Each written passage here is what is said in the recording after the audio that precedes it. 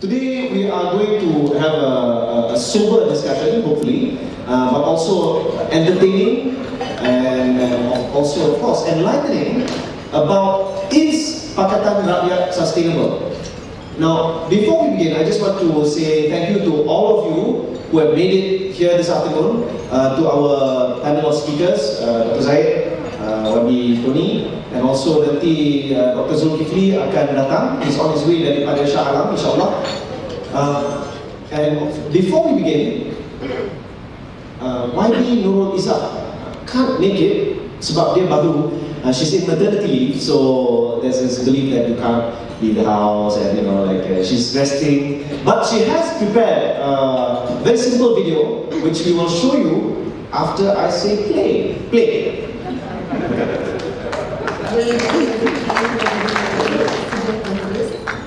Dr. Zaid Ibrahim, mantan Menteri Jabatan Tan Menteri, Yang Berhormat Tony Kuala, Selaku Ahli Parlimen di Fiji Utara, Yang Berhormat Dr. Zulkifli Ahmad, Selaku Ahli Parlimen,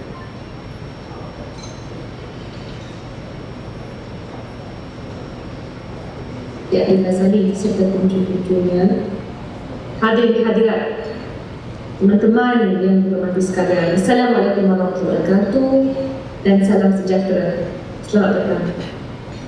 Saya hargai kehadiran teman-teman, saudara-saudari sekalian dalam program yang mengundang perbincangan telus dalam usaha kita merangka masa depan demokrasi di Malaysia. Saya pasti saudara penipuan serta Dr. Zul akan mempamerkan buah fikiran mereka yang kritis serta lunas dalam mengupas isu-isu berkait rakyat dengan masa depan Pakatan Rakyat. Kami pernah bersama beberapa bulan lalu dalam forum di Singapura. Tetamunya berbeza, tetapi intipatinya serupa dengan tajuk perbincangan kita pada hari ini. Banyak yang telah saya pelajari daripada mereka kedua. Lebih-lebih lagi Dr. Zul yang seringkali mengetuai the intellectuals in past. Dr. Zaid pula mula-mula saya temui di kaki lima alma mater saya, School for Advanced International Studies, SAIS, Johns Hopkins University di Washington beberapa tahun lalu. Beliau yang merupakan man of the moment, alhamdulillah, telah menyertai keluarga besar keadaan baru-baru ini. Saya pasti kita semua menghargai pengorbanan yang telah beliau ambil dalam meletakkan jawatan demi kesetiaan pada prinsip menegakkan kebenaran dan melaksanakan perubahan politik yang amat kita perlukan. Saya ingin mengajak semua teman menelaah buku beliau, Saya Pun Melayu tajuknya, yang berani menyatakan betapa timpangnya pemikiran UMNO serta kelemahan dasar ekonomi baru. Beliau amat arif dalam calling spade a spade. Ladies and gentlemen, the theme of the forum this afternoon is pertinent, perhaps even crucial in the interest of Malaysia's future. You see, much to my chagrin, I realize that most of the flaws we face in our democratic institutions today are not new.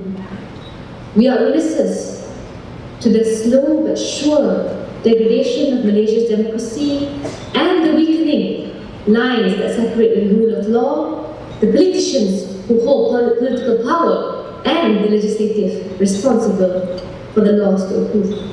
Ladies and gentlemen, just months ago, we legislators were intently looking at the changes made in beefing up, giving more teeth to the ACA, Anti-Corruption Agency, hence the birth of the Malaysian Anti-Corruption Commission. But instead, we find that a young man's life has been taken away with no apparent regard or respect to the law, accountability, and truth. Is this the result? The result of beefing up the MACC? Clearly, there is a systemic flaw in the way that the MACC dispenses its responsibility. And the tragedy of it all is it is not so much a loss to Pakatan Rakyat, but a loss to Malaysia and Malaysians. These institutions are supposed to act as a bulwark against the might of politicians and powers that be.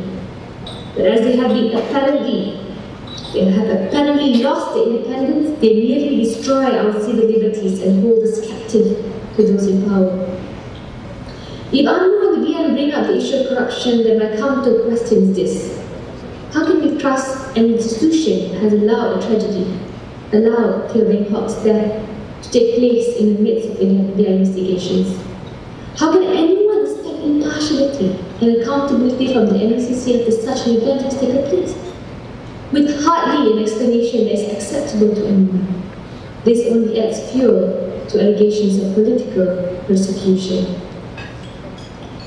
It just goes to show that a series of ostensibly reforms made by the VN government in the guise of new methods of judicial appointments, a beefed up MACC, and so-called improvements made in the laws of the Election Commission are mere superficialities that go nowhere in improving the state of democracy and within civil rights of Malaysians. And the problems besetting MACC are exactly the problems plaguing our judiciary, the police force, among others. Ladies and gentlemen, we do want further openness. Then they should not shut the access that opposition has to the people. Do not shut us out from the media, the press, the Rakyat. Just yesterday, by the arrest of 200 people for making the mistake of peacefully demonstrating, excessive force was also used in the use of tear gas canisters, which hit Datuk Seri Haji Hadi Awang directly at the SAI and YB Kitsian at close range. I do not think any unity government will actually work out after this. So I'm not mincing my words when I say that the vision of one Malaysia remains a illusory dream. UMNO and the DI must wake up from their slumber and realize that there are two important conditions to make one Malaysia feasible. The first, civil institutions must not be abused by UMNO and the DI and used against any citizen, including the opposition. The MACC, the judiciary, the mainstream media, the police force are not tools to be continually exploited for the benefit of the federal government, as exploitation defeats the core principle of check and balance in a working democracy. The Prime Minister seems to conveniently ignore the need to correct the failures of these institutions. They remain partial to the dangerous whims and fancies of the current establishment. Secondly, extensive efforts must be taken to seek and weed out corruption, even if they involve UMNO and BN leaders. The case of Khaidoyo comes to mind, despite numerous police reports lodged and evidence admitted, no significant action has been taken. The model of one Malaysia might capture the imagination for the moment, as had Islam Hadari previously. But one thing for sure is that the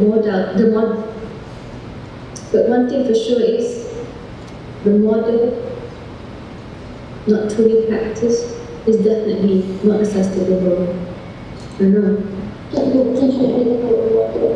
The model of one Malaysia might capture the imagination for the moment, as had Islam Hadari previously. But for one thing, the model is not sustainable when it is not practiced as seriously. We believe in a Malaysian agenda that benefits all citizens, both in short and long term, instead of short-term populist pronouncements. We believe in transparency, which the current government shies away from. We believe in a strong, just, and independent civil institutions, which the current government supports. The Malaysian agenda is our just, transparent, and sustainable model for all Malaysians, Malays, Chinese, Indians, and of course the rest. Ladies and gentlemen, Pakatan Rakyat must succeed as a coalition because it is crucial in the process of deepening and strengthening our democracy. I do not claim that Pakatan Rakyat is a perfect coalition without blemishes or need to improve. But the fact that we have come together today with topics such as this proves that there's room for discussion on what needs to be done for us to emerge as a viable coalition. I believe Pakatan Rakyat's eventual solidification and success will not only provide adequate checks and balances against the federal government's transgressions, but looking forward to the future, it will help in the eventual creation of a two-party system, a superior form of electoral democracy.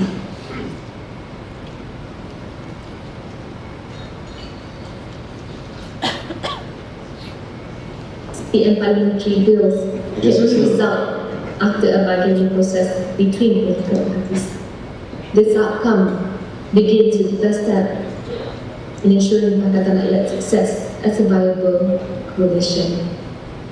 Enjoy the night with warm salams and regards from myself, Shahir, Safia, and of course, Peter Hari. Thank you.